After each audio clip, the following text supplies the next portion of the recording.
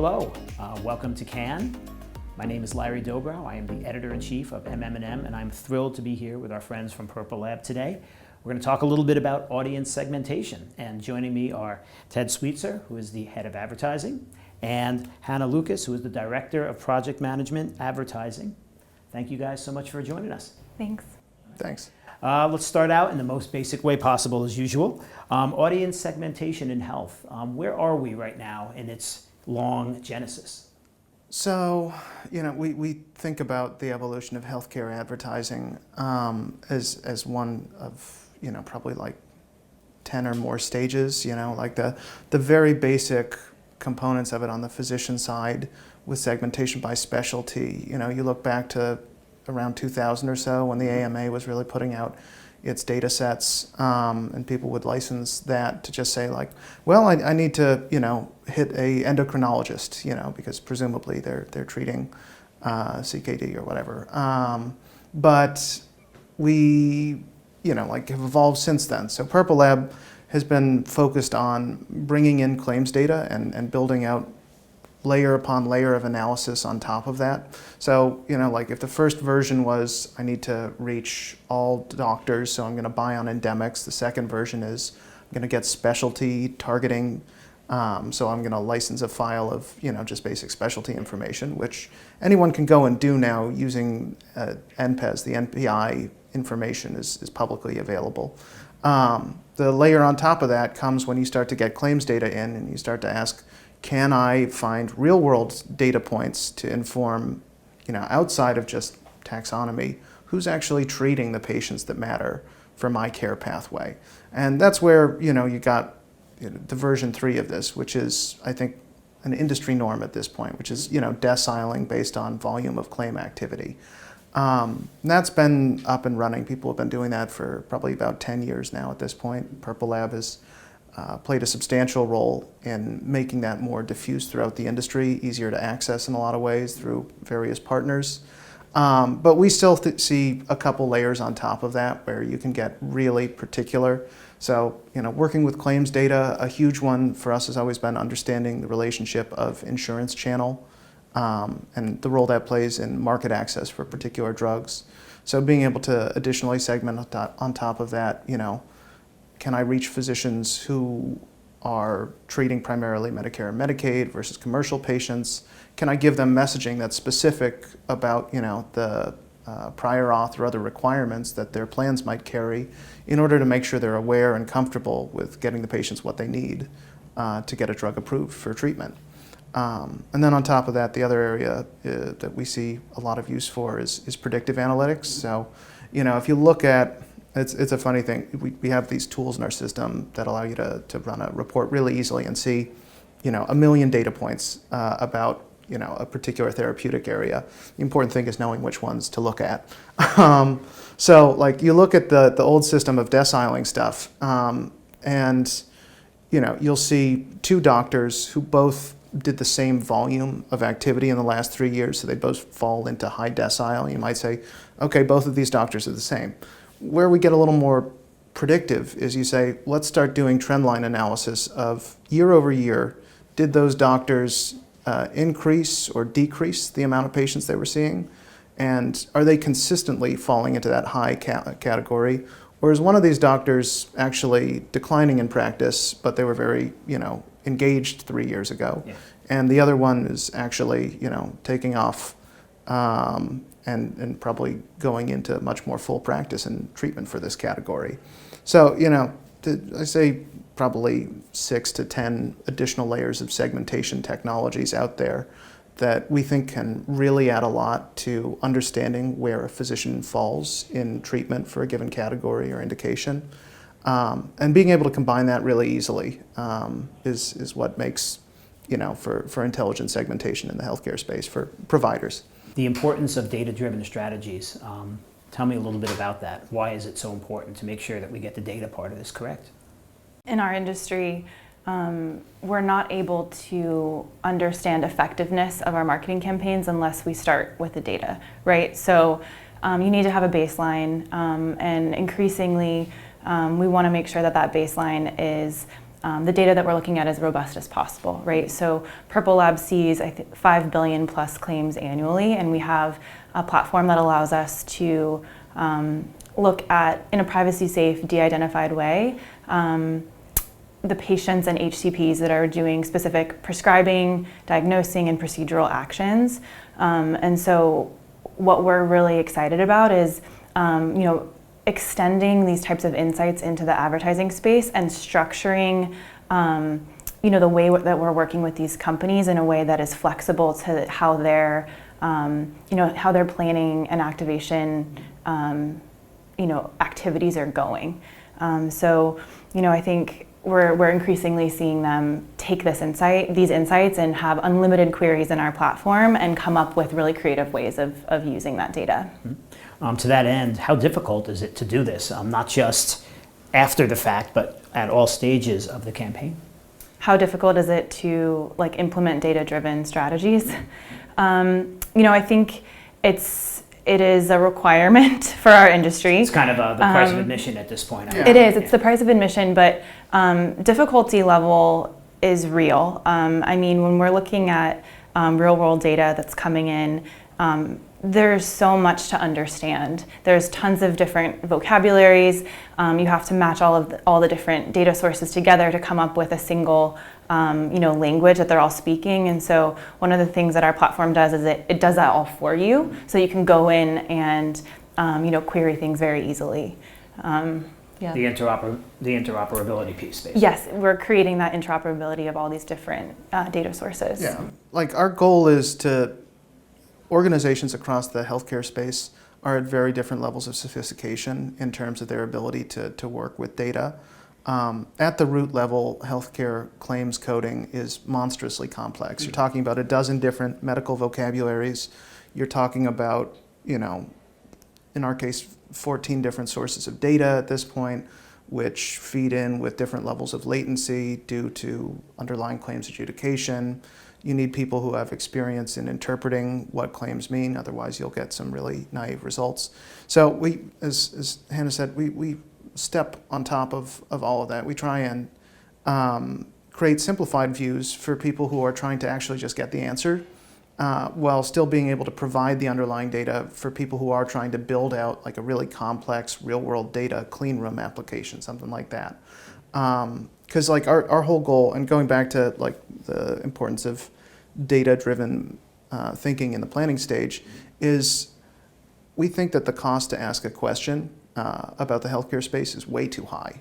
And when that happens, you end up in a consultancy model where you farm a question out to some very smart people who you pay a lot of money to. They go away for 3 to 9 weeks. They come back with an answer. If you have a follow-up question, if you want to tweak that, you could be looking at yet another delay. Yeah. So our goal is to reduce the cycle time by allowing people to ask those questions themselves in an environment that makes it easier and much more cost-effective to test a bunch of hypotheses. And this is where it connects to planning, really, is a campaign, when executed, is, to borrow from the scientific side of what we do, it's a hypothesis about the best way a market is going to react. And that's why when we talk about optimization or stuff like that, what you're doing is you're tweaking your initial hypothesis based on, further data you collect throughout the course of the campaign. But, to that point, your first hypothesis has got to be really on the mark, or those optimizations are going to be a total overhaul.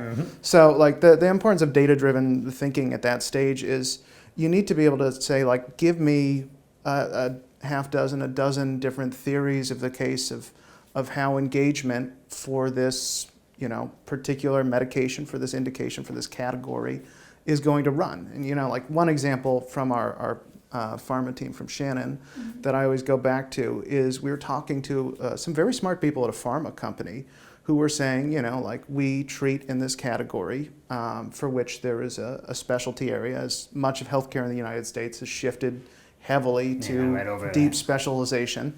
So we think that we always need to talk to these specialists to get the medication prescribed, because they're diagnosing all the patients. So Shannon went in and she was analyzing the data, and she was saying they are diagnosing the patients, but when we actually look on the script side of things, it's the GPs that the patients go back to who are writing the maintenance medication, which you're trying to promote. You have a hypothesis which is correct about which doctors are involved in the initial diagnosis, but if you actually want to change and get adoption and adherence to your medication, you need to talk to the doctors who are actually supporting those patients on a day-to-day basis. So by making it easier to go back and interrogate those premises, you can really form the best possible strategy going in, which is going to drive better results. That's an example of this working out right. What does it look like when it doesn't go quite as well? What can PurpleLab do to correct that? Yeah, so part of this ties into metrics and figuring out how exactly a thing is going right or not going right. Degrees of right, degrees of wrong. Yeah, but like a big part of correcting for that is altering and shifting targeting. So we work on both the consumer and the physician side of things. I've been biased towards the physician because there's a lot more granularity of analysis you can do on a physician level because we take privacy very seriously. But in terms of altering a campaign strategy, say understanding the media mix and shifting from one channel to another, or interrogating a classic one. A classic one of when a campaign goes wrong is if people are on like that old school licensing model where you buy a list for a very large sum of money. You become very emotionally attached to the list because you paid for it. You paid for it, and the budget for it is now zero. So you're going to hold on to that thing. So we'll see lists that are several years out of date, and people go like, I have to have this match rate, I have to have that match rate of X%. And they'll throw stuff up there, and match rates are bad, or they're not able to effectively reach their audience, and you go back and you look at the list and you say, this is outdated. You're missing new entrants who are treating in this category. You're trying to target some people who retired a couple years ago. So like the first way that we correct for that is being able to match data and validate that the targeting hypothesis a client has brought or has had brought to them is a correct one.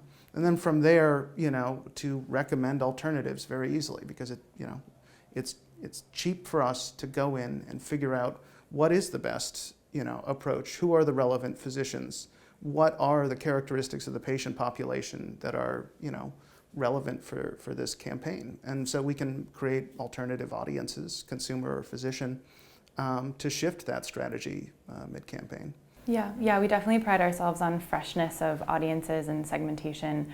We work very closely with our methodology team to make sure that changes in clinical coding are getting reflected in our audiences on a regular basis. So yeah, I totally agree with everything you said. Let's talk KPIs. What are the ones that matter most when you're measuring, and how do we incorporate them during the campaign rather than after the fact when we're in kind of a analysis, what went right, what went wrong mode?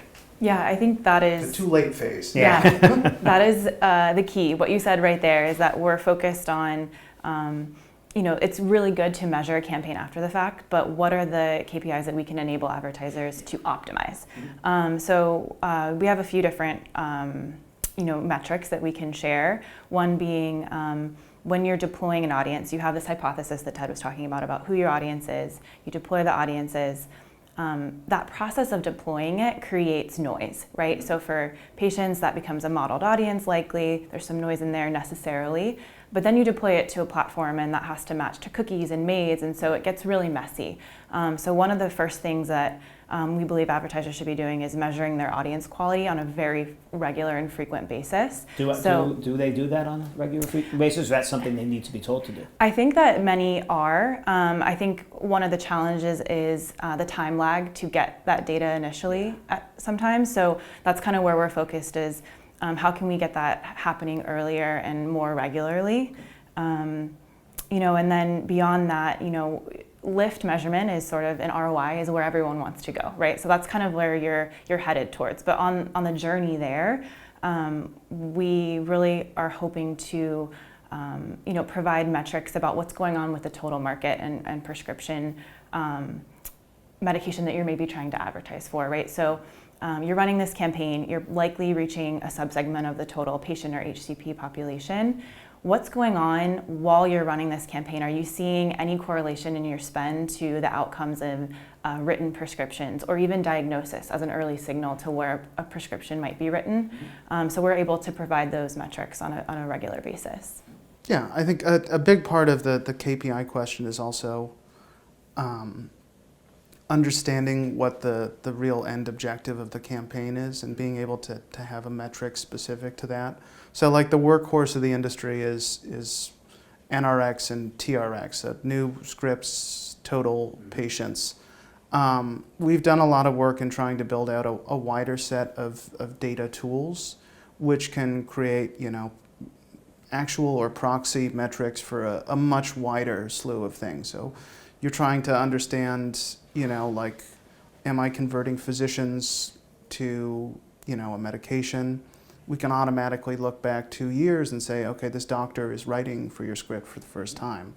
NRX is one that, some of our data science team people always joke about, because a prescription fill is, NRX is typically when a fill count is 0 on your prescription. But if you're on a chronic medication, if it's a question of adherence, you may have filled a prior prescription, and just exhausted that and needed to go back to the doctor.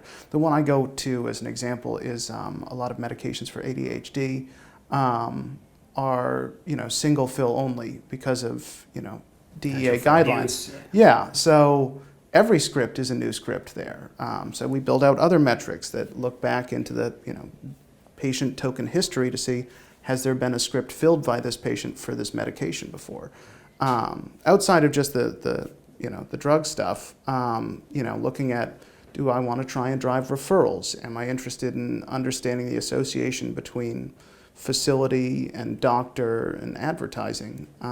We've built stuff across the spectrum there that really allows you to align measurable factors with those KPIs. You can actually start to care about, what matters, instead of just measuring with the yardstick you brought with you. How open is the industry to some better measurement solutions? Obviously, TRX has been around for however long. I mean, is the industry open-minded to this, or is there still a little bit like, well, this is the way we've always done it, this is the way we're going to keep doing it? Yeah, I think people are looking for new solutions. Like Deep Intent, I know, released some metrics inside of their platform for tracking things. As far as our approach, we're really focused on being a data provider. We're not a DSP of our own. So in conversations with partners in the tech side of things, there's a lot of interest, I think, in being able to, bring that same metrics and measurement viewability into whatever environment is most fit for the client's purpose. And again, I think a big part of that is just, that there was a one-size-fits-all methodology for how everything is going to be measured. Now with our ability to push data around, whether that's through, working with Datavant, who's a big partner of ours, or LiveRamp or something else, we can move data in a privacy-safe fashion in an easy-to-work-with format exactly where it needs to go to actually measure the things that you care about, rather than just, received wisdom. I think the macro trend also, if we step back away from the healthcare space and just into sort of the advertising space in general, there's a shift away from some of these legacy metrics like, CTR, for example, right? So I think, advertisers have embraced that change, and so that's sort of starting to trickle down into some of the, the true measurement healthcare KPIs as well. Yeah. So actually, that's a good reminder. We were joking with some people we were having dinner with last night about, CTR and click, all these old metrics, which are still in use in a lot of cases, even though everyone's like, what is the meaningful value of a click? And preserving that as a metric is somewhat funny. But, like what we saw, at least in Hannah's experience prior working at an agency, and my experience working at another company, was, like viewability became the next standard. And so now, you have viewability written in everywhere because it became rather easy to implement and people could understand it, and there's a real value there. We want to make the same thing possible for healthcare specific metrics, where you should be able to have a metric that's specific to the campaign type you're running and the outcome you're trying to get. You should be able to write that into your, agency order form for, someone to execute on. Yeah, the key for us is providing alternative options because otherwise the legacy metrics continue to get used. So that's where we're focused. Innovation is scary, change is scary. And sometimes you actually have to shove a little bit to make it work. I'd like to switch gears a little bit and talk about DE&I. What are some of the most must-have components for organizations that are incorporating DEI into their strategy? How does this play into some of the other issues that we've spoken about so far? So, the healthcare industry is very familiar with regulation, right? And I think, I was fortunate enough to just be on a panel where we had a lot of different voices talking about how their companies, from agencies to data onboarders, are trying to go above and beyond that sort of bare minimum of here, my campaigns are compliant. We're in a world where these companies are developing their own task force around DE&I. So I think that's very powerful and something that, again, going back, we're a data company, so we're trying to empower and enable other companies to come up with innovative ways to tackle these things. One of the ways that we're doing that is, I mentioned we have this sort of vast amount of claims data that relates to patients and de-identified patients and HCPs. We're able to, for the majority of that data, enrich it with 8 different social determinants of health variables. So things like race, ethnicity, urban versus rural, marital status. So, we're really excited by the advertisers who are embracing those data points and starting to analyze them alongside some of their more traditional ways of looking at their patient populations. It makes all the sense in the world to do it that way too, right? Right. Mm-hmm. All right, just one last question for you both, and it's kind of an unfair one given how much the future has changed after the pandemic took over the world for a while. What's next? If we're having this conversation again a year from now, what do you both expect to be telling me? What do you both hope to be telling me about PurpleLab, your business, and the industry writ large? So, I think we're doing a little moment of like collective vision boarding here, right? Mm-hmm. Relating to the DE&I piece, I think we're really hopeful that agencies and ad tech providers start to take this data into their own hands, that we're collectively able to make sure that this data can continue to exist in a world where we can use it to further health equity. And I'm excited for what the future holds. Yeah, and I think you said it in the prior conversation, but meaningfully for DE&I to actually factor into the planning process, where there is a stage where you say have we considered and factored in, say that elderly patients are unlikely to be mobile device users as frequently, so we are adding in some linear TV to the mix or whatever.